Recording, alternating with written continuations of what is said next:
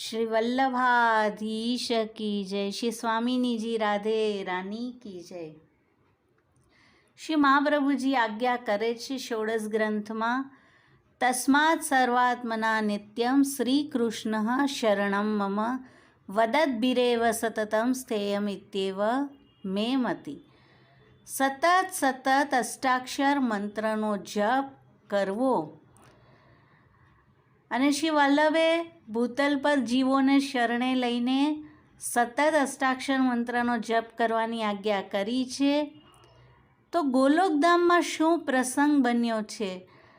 શ્રી સ્વામિનીજી ગુરુ થઈને બ્રજભક્તોને આ મંત્રનું દાન કર્યું હતું અને કઈ રીતે તેઓએ જપ કર્યો, કયા ફલને તેઓ પ્રાપ્ત થયા, તે સર્વ પ્રસંગ શ્રી વલ્લભદાસજીના વાર્તા સાહિત્યમાં આપેલો છે।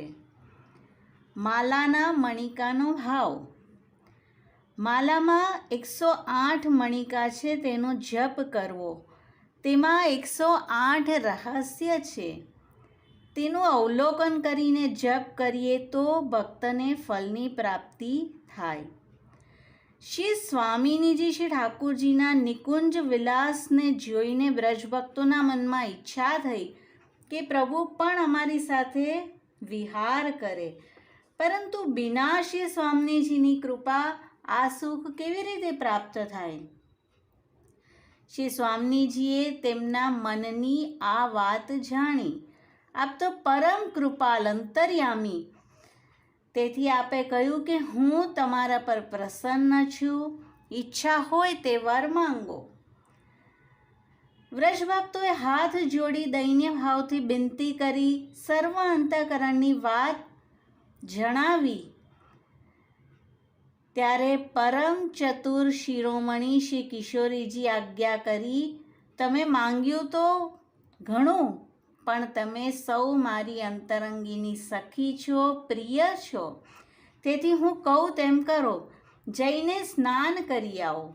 સર્વ સ્નાન કરી આવ્યા શ્રી સ્વામિનીજીએ ગુરુ થઈને તેમના કાનમાં અષ્ટાક્ષર મંત્રનો ઉપદેશ કર્યો અને આજ્ઞા કરી કે તમે સર્વ આ મંત્રનો જપ કરો। બ્રજભક્તો મંત્ર જાપ કરવા લાગ્યા। શ્રી પ્રિયાજીની કૃપા દ્રષ્ટિથી અનેક નિકુંજ પ્રગટ થયા।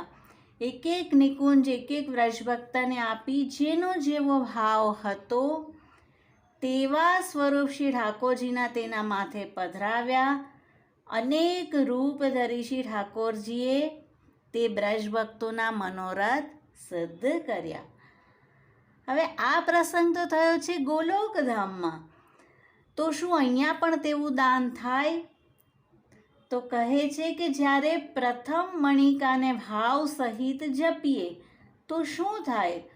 પ્રભુનો પ્રકાશ જહાં તહાં દરેક જગ્યાએ દેખાવા લાગે। ચક્રાકર સૂર્યમંડળ સામે આવે, સર્વ દિશામાં ઝગમગ થાય અને સેવકને થાય કે આ શું છે, આ કોઈ ભ્રમ છે?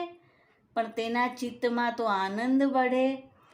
તો આ સમયે ભગવદીયનો સંગ કર્તવ્ય છે। ભગવદીયને પોતાની અવસ્થા કહી કે મને તો આવો કંઈક અનુભવ થાય છે।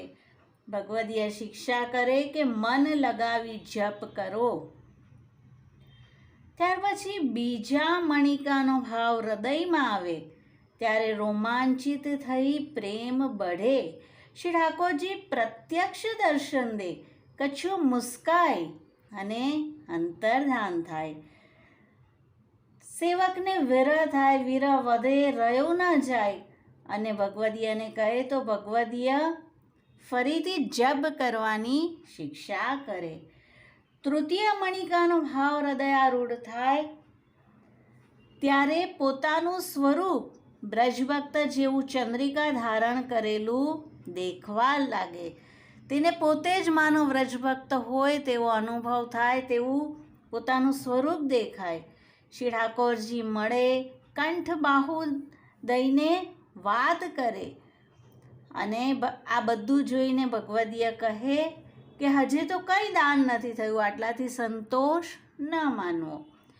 ચોથા મણિકાનો ભાવ જ્યારે આવે પ્રભુ પ્રત્યક્ષ દર્શન દેતા હતા તે હૃદયમાં બિરાજી જાય. કારણ કે વેર થાય ત્યારે જ રસ પુષ્ટ થાય. પ્રકટ દર્શનમાં સંતોષ હતો અને હવે જ્યારે હૃદયમાં પધાર્યા વેર બઢ્યો. રૂપ માધુરી વિના ચિત્ત ગભરાવા લાગે, ક્યારેક મૂર્છા થાય, પસીના આવે, શરીર શિથિલ થઈ જાય. ભગવદીય તેનું સમાધાન કરતા રહે. આમ એક એક આગળ દશા તેની થતી જાય. ભગવદીયનો સંગ જો ન છોડે તો 108માં મણિકા સુધી પહોંચે. સર્વ ભાવથી હૃદય પૂર્ણ થઈ જાય. અને જ્યારે સુમેરુ આવે તે જ લીલા છે, લીલા સ્થલી છે. સુમેરુ સુધી પહોંચે તો ભગવદીયની કૃપાથી લીલા ફલની પ્રાપ્તિ થાય. શ્રી સ્વામિનીજી કૃપા કરી આપના ચરણ કમલની નિકટ તે જીવને વસાવે. માટે આ રીતે જેવી રીતે શ્રી વલ્લભ આજ્ઞા કરે છે તેમ સતત અષ્ટાક્ષરનો જપ કરીએ, ભાવ સહિત જપ કરીએ અને ભગવદીયોનો સંગ કરીએ કે જેથી આ લીલા ફલરૂપી આપણે પ્રાપ્ત કરી શકીએ.